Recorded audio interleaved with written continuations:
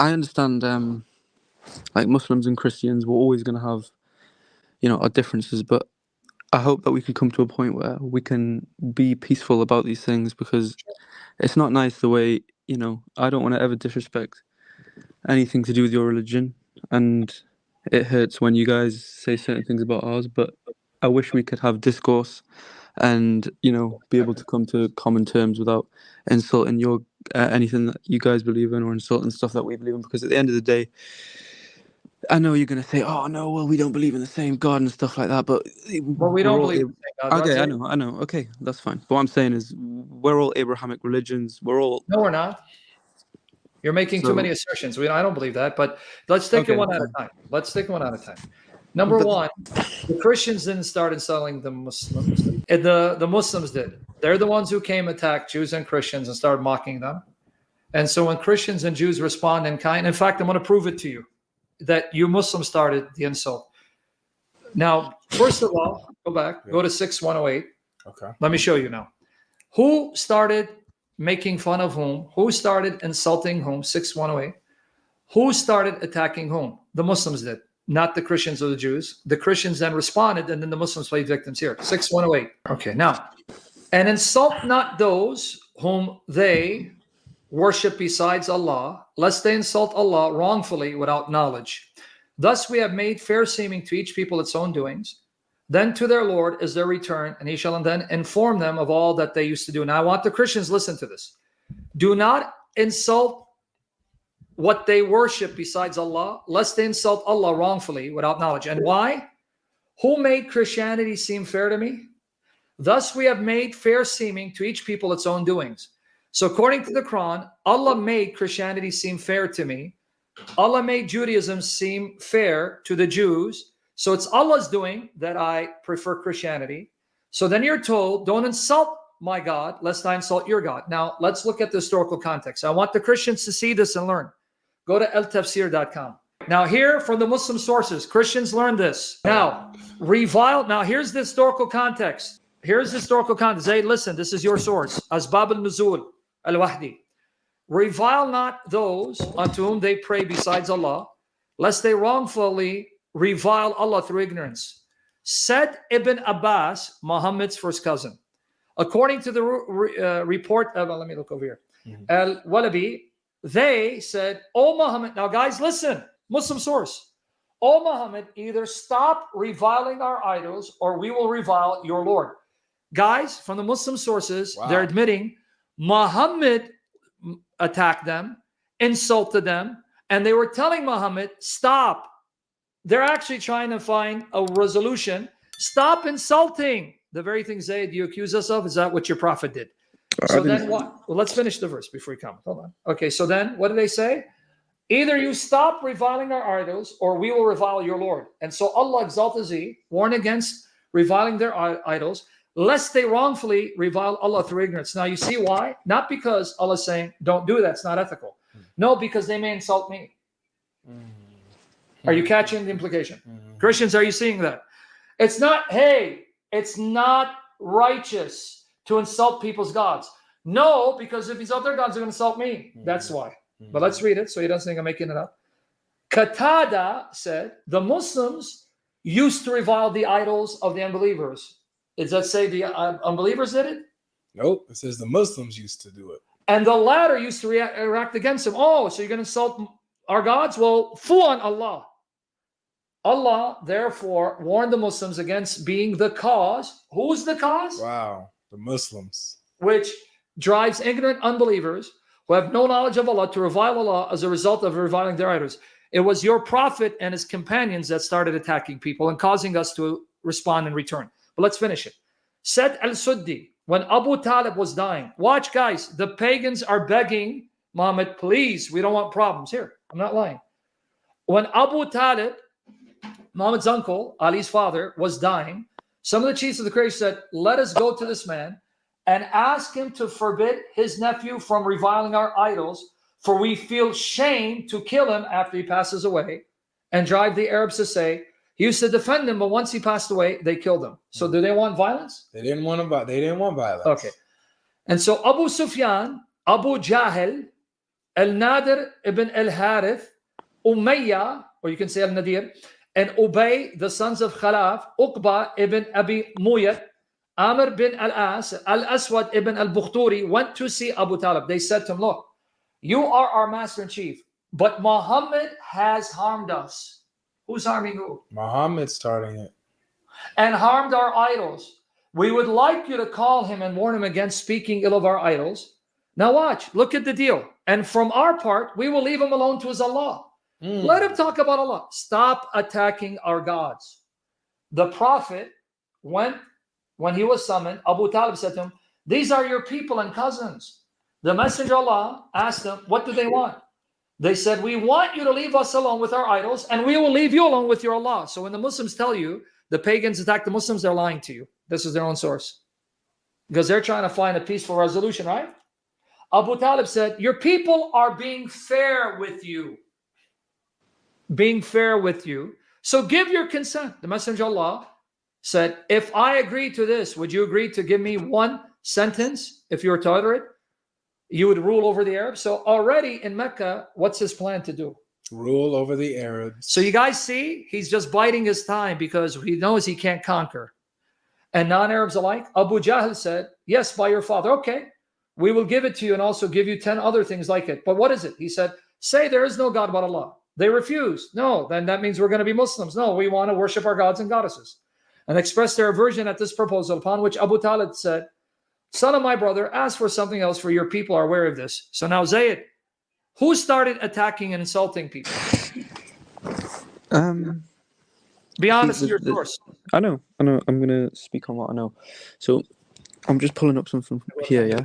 And you can pull up what you want. According to 6108, yeah. who started attacking who? No. I'm just saying, like, we've got here. There's plenty of ayahs in the Quran. Okay, Zayd, I'm going to ask you a third time. Yeah. According to 6108 and the Muslim sources, who was attacking and insulting whom? I'm gonna have to look it up. I don't know.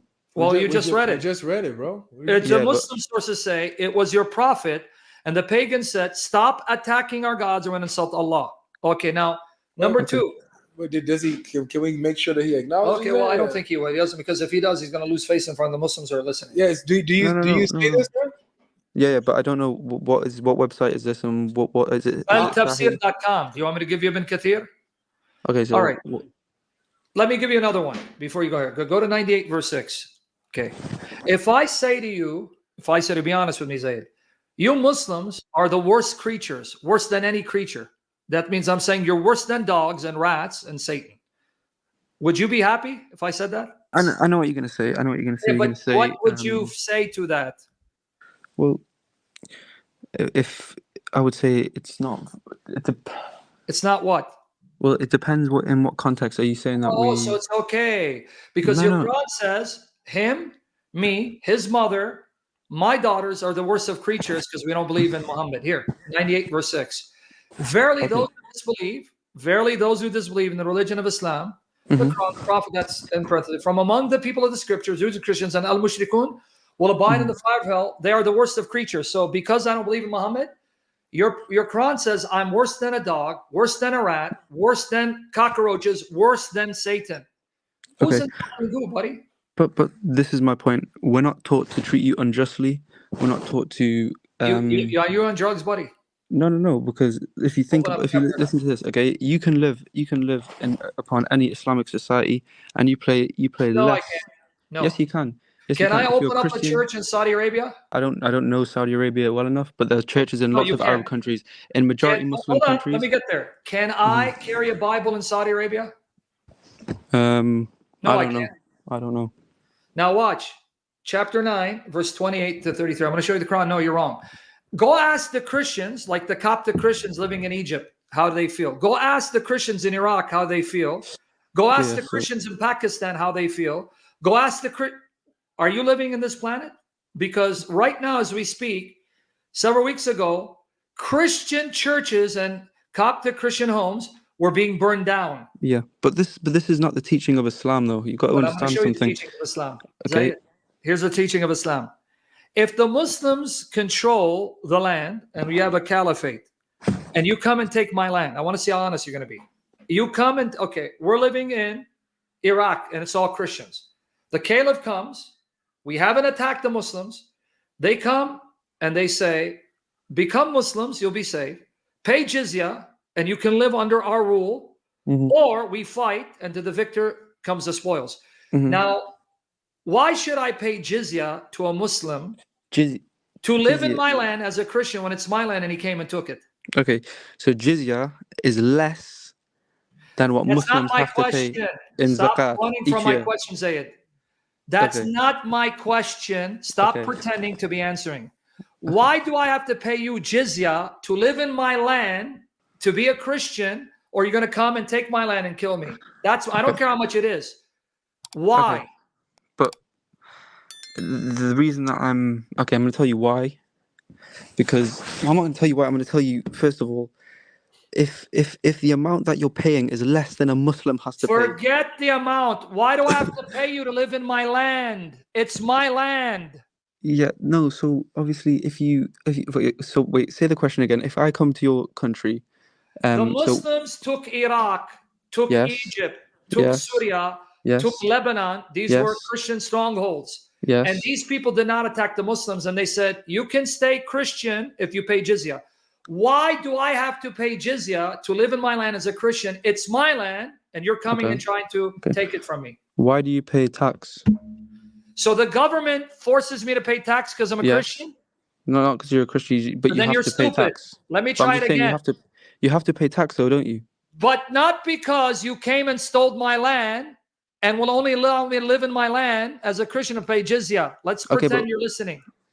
Why do I have to pay you, Muslim, murderer and rapist, coming to my land that I own and say, if I don't pay jizya, I'll be killed.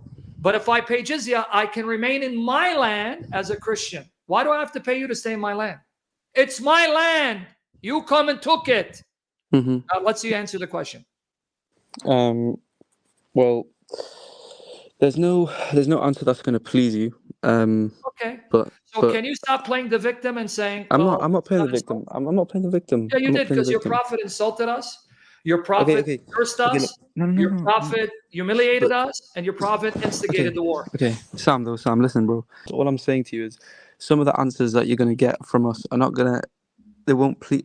You've got to understand the Quran was real 1400 years ago, and the times weren't like today. It wasn't the society wasn't all lovey-dovey. Everyone loves each other. It was different. So obviously, some of the today, answers, people don't love each other. They're murdering each other in the Middle East. So it hasn't changed.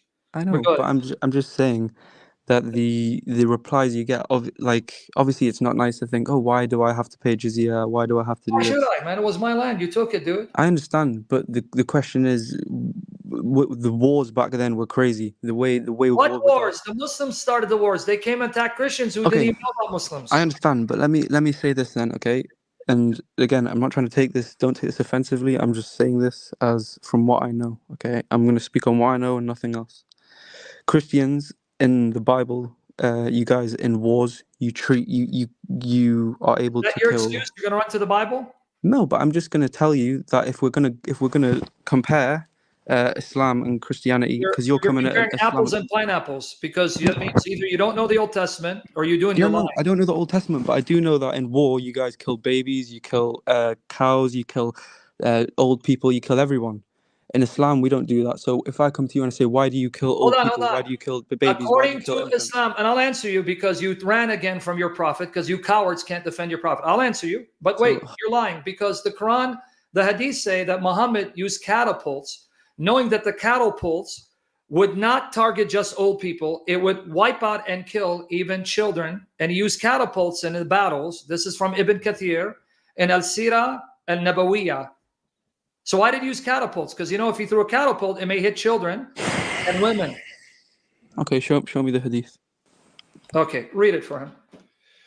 All right, Ibn Humayd Salama ibn Ashaq. When the defeated men of Thaqif came to Al-Taif, they shut the gates of the city and made preparations of war. Neither Urwa bin Masud or Salama witnessed Hunayn or the Hunayn. siege of Taif. You don't read the Arabic. Just go because it's learning to use the testudo. They were in Juraish, learning the use of the testudo and the catapult. Wait, so what did they use? The catapult. Do you know what a catapult it is, or I'd have to now show you an image of a catapult? No, I do know what a catapult is. Okay. I do, yeah. Tariq al-Tabari, that's one. Read the next one. The messenger of God besieged Thaqif and fought them bitterly. Both sides shot arrows at each other until the day of the wall of Al-Taif was stormed. That day, a number of the messenger of God's companions went under a testudo and advanced up the wall. Thaqif showered them with scraps of hot iron, so they came out under the testudo, and Thaqif shot them with arrows, killing some of them. The messenger of God then ordered that the vineyards of Thaqif be cut down, and the men fell upon them. What does the note say? There's a note. Ibn Hisham adds, the messenger of God shot at them with catapults. Now, when a catapult is swung, does it discriminate? Say, oh, wait, that's a child, that's a woman. Let me hit this. So Muhammad knew if he shot catapults, he'd be killing women and children? Yep. Okay, read it. A person whom I trust related to me that the messenger of God was the first to use the catapult. Oh, so he invented it? Yep. Damn. I thought he's a prophet mercy. Don't kill women and children. Okay, but keep reading. Hold on. Okay. As he employed it against the people of Taif. Taif and Thaqif. Okay. Yep. So two groups, right? Taif and Thaqif? Yep. All right, keep going. Addition from Ibn Ishaq and Waqidi, the testudo and the catapult were brought by the Muslims. Right? They give a source. Yeah. Waqidi stated, ultimately they stopped looking down, and the messenger of God erected a catapult to use against them. Not only Tabari, Al-Sirah al-Nabawiyya, Ibn Kathir, volume 3, page 269. Now, again, help me understand, because I'm not as smart as you. Okay, if I know there are women and children in Taif and Thaqif, Yep. and I know if I shoot a catapult, the catapult may smash the children and women, Yeah. and I'm supposedly against killing women and children, would I use a catapult? You wouldn't use a catapult. You actually be mindful about it. But what did Muhammad do? He used a catapult. Okay, now read the next one. Okay, the next one. All right. Ibn Hisham stated that he also shot at them using catapults. A trustworthy source related to me that the Prophet was the first in Islam to fire a catapult using against the people of Al-Taif. Keep reading until you finish. Al-Waqidi quoted his elders similarly. It was his view that it was Salam al-Farsi who suggested using a catapult and that he himself operated it. Salman al-Farsi? Companion Muhammad, a Sahabi. Okay, it is said that he brought it forward along with two testudos, but God knows best. This is all Ibn Kathir, Al-Sirah al-Nabawiyya. Now let's just go to the bold part. The Jews inside were too cowardly to meet the Muslims in open fight, rather hurled a shower of arrows and stones on attackers. Considering this situation, the Prophet ordered that catapults be used, and these proved effective and caused cracks in the ramparts, providing an easy access into the heart of the fort. Now scroll down. Okay, so there you go. Okay. The catapults. When he was about to use, hold on, man. When he was about to use the catapults, the Jews realized that they would perish. And this is a modern biography of Muhammad by a Salafi, Safiur Rahman al-Mubarakpuri al-Rahiq al-Makhtoum. When was it published? January 2002, page 438, a Salafi. If you scroll back up, it said that it was effective of breaking down some sort of wall. That's one place. That didn't say about Taif and Thaqif, liar. Okay. No, I'm not lying. So are you okay that he sent catapults? Okay. If I respond, if I respond and then you get angry, then what's the point? No, because I don't want you to lie. You're lying. I'm not lying. I'm not lying. Did it say that? Did it say that in every instance he was shooting the walls? No, it said the catapult was proven effective of getting rid of the walls. Against one place. What about the other places? It didn't say he was bringing down the walls. Ibn Muta. Okay, you want me to get angry with you? Okay, but okay, right. Okay, do you accept that your prophet sent catapults which would smash women and children, beat a man? It didn't say women and children anywhere. Okay. It didn't say women and children anywhere. Yeah, if you want, yeah, get this guy.